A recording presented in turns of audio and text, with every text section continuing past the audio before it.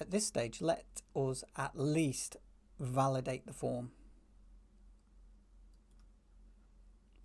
Back to Visual Studio then, and back to the contact controller. When we submit the form, we are now submitting to this handle action here. The first thing I will be doing then is checking if the model state is valid.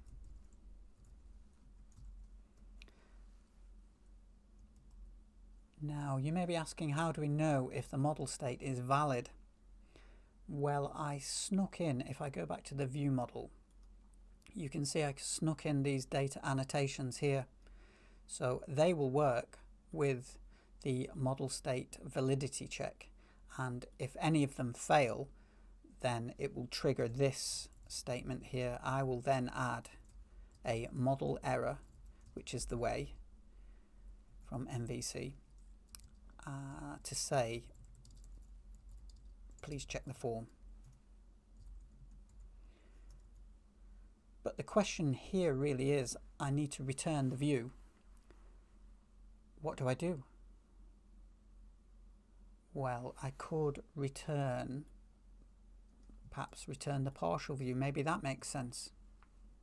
Before I can fire up the page, I just need to ensure that I'm returning something, otherwise it won't build. Okay, let's see how that works.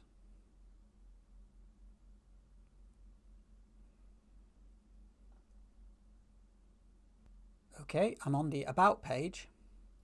I won't fill in any details, I'll just press Send. I will add a breakpoint so we can see what's going on. Okay, breakpoint added.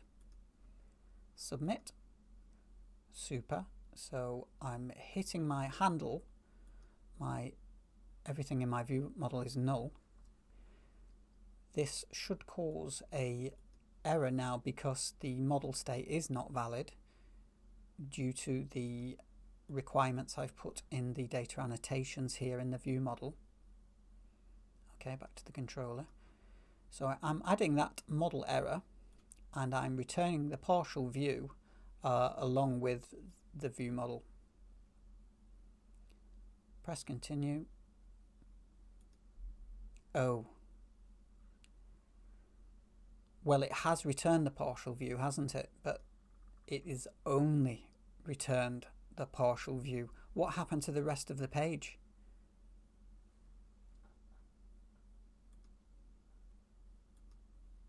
It seems then I need to work with Umbraco in order to interject myself again in the page life cycle.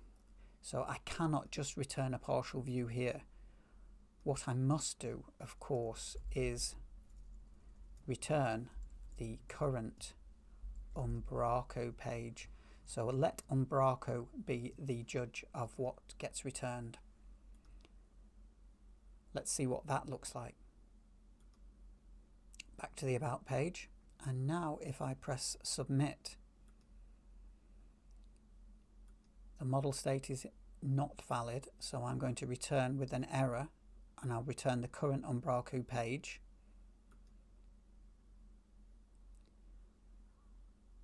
Great. So I get my page back. But not only do I get my page back, but I get the validation summary of all the things that were wrong.